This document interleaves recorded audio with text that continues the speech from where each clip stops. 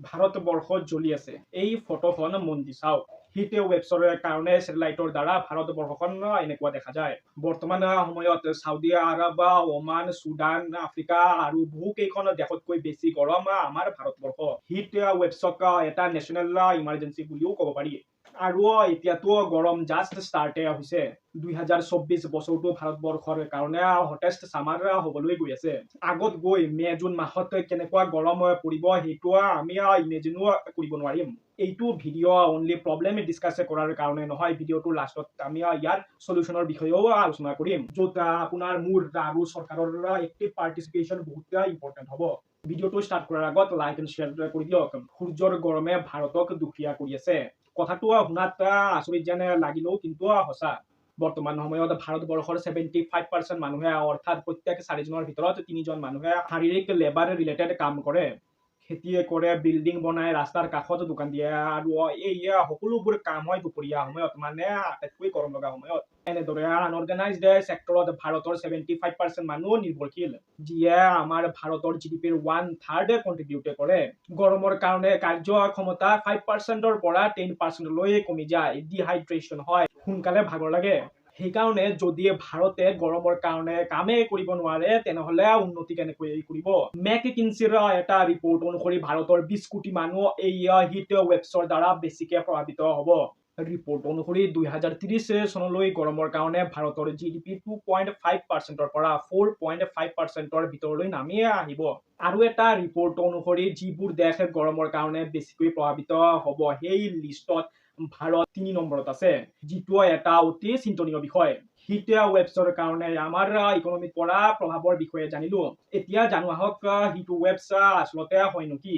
কেতিয়াবা আপুনি সোণা ৰুমত বহিছেনে, বা এনেকুৱা এটা ৰুমত যিটো ৰুমত বাহিৰৰ বতাহ অহা যোৱা কৰিব নোৱাৰে, শৰীৰ ঘামি পানী পানী হৈ যায়। হিট ৱেভছ তেতিয়া ফৰ্ম হয় যেতিয়া এটা এৰিয়াৰ এটমস্ফিয়াৰত হাই প্ৰেছাৰ চিটুৱেশ্যন ক্ৰিয়েট হয়। ওপৰৰ এটমস্ফিয়াৰত হাই প্ৰেছাৰ হোৱাৰ কাৰণে বতাহ তলৰ ফালে ট্ৰেপ হৈ যায়, আৰু মাটিয়ে যি গৰম ৰিফ্লেক্ট কৰে সেইটো এটা এৰিয়াত ট্ৰেপ হৈ যায়। সেই এৰিয়াৰ পৰা ওলাব নোৱাৰে।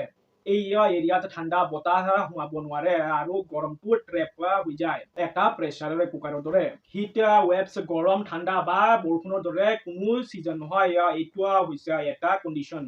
হিট ৱেভছ তেতিয়াই ডিক্লেয়াৰ কৰা হয় যেতিয়া টেম্পাৰেচাৰ এটা লিমিট ক্ৰছ কৰি যায়।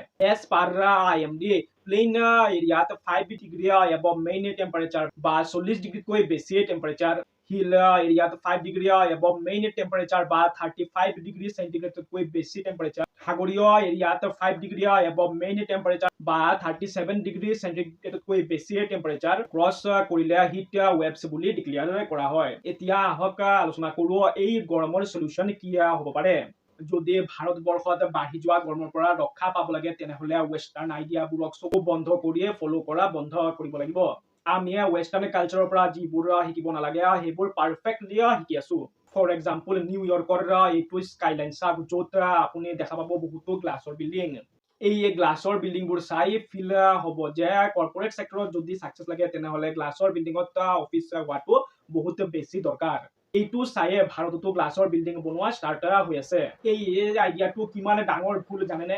নিউয়ৰ্কত গৰম দিনত এভাৰেজ টেম্পাৰেচাৰ হয় 27 ডিগ্ৰী চেণ্টিগ্ৰেড, আৰু ভাৰতবৰ্ষত এভাৰেজ টেম্পাৰেচাৰ হয় 35 ডিগ্ৰীৰ পৰা 40 ডিগ্ৰী চেণ্টিগ্ৰেড। তাৰ মানে ভাৰতবৰ্ষ বেছি গৰম, বেছি হিউমিড আৰু ট্ৰপিকেলো হয়। ঠাণ্ডা দিনত নিউয়ৰ্কত বৰফো পৰে, কিন্তু ভাৰতত গ্লাছৰ বিল্ডিং বনালে প্ৰব্লেমনো কি, হয়নে? বহুত ডাঙৰ এটা প্ৰব্লেম আছে। এই গ্লাছৰ বিল্ডিংবোৰৰ কাৰণে একে সময়তে দুটা সূৰ্যৰ সৃষ্টি হয়। এইটো চাওক মুম্বাইৰ এটা দৃশ্য। সময় দুপৰীয়া 4 বাজিছে, সূৰ্যটো ইয়াত আছে, বাট ইয়াতো আছে। এই গ্লাছৰ বিল্ডিংবোৰৰ পৰা ছানলাইট ৰিফ্লেক্ট হৈ ডাবল ছান ইফেক্টৰ সৃষ্টি কৰি আছে। তাৰ মানে ডাবল লাইট, ডাবল হিট। মুম্বাইৰ নিচিনা ঠাইত য'ত মাত্ৰ দুটাই ছিজন আছে, গৰম আৰু বেছি গৰম, তেনেকুৱা ঠাইত গ্লাছৰ বিল্ডিং বনোৱাটো কিমান যুক্তিসংগত, সেইটো এটা অতি চিন্তনীয় বিষয়।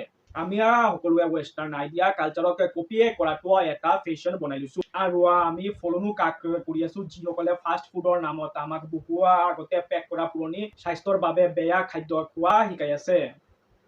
সেইসকলক ফলো কৰি আছো যিসকলে গছ কাটি পেপাৰ বনাই মল মূত্ৰ চাফা কৰে, য'ত পানী ইজিলি এভেইলেবল আৰু চাফিচিয়েণ্ট হয়। We have a lot to learn from the West and much more to learn.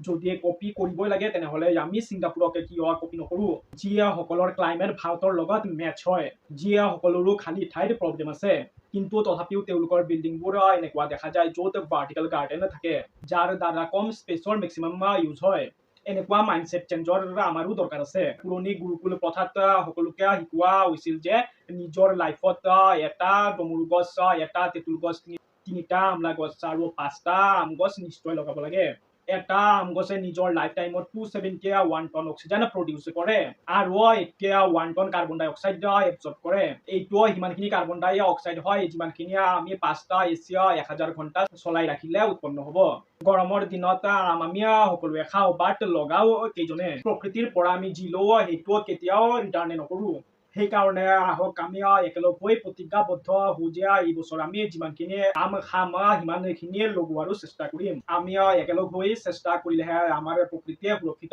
হৈ থাকিব আৰু প্ৰকৃতিয়ে সুৰক্ষিত হৈ থাকিলেহে আমিও সুৰক্ষিত হৈ থাকিম আজিৰ ভিডিঅ'টো ইমানতে সামৰণি মাৰিছোঁ যদি মোৰ ভিডিঅ'টো ভাল লাগিছে তেনেহ'লে চেনেলটো ছাবস্ক্ৰাইব কৰিবলৈ নাপাহৰিব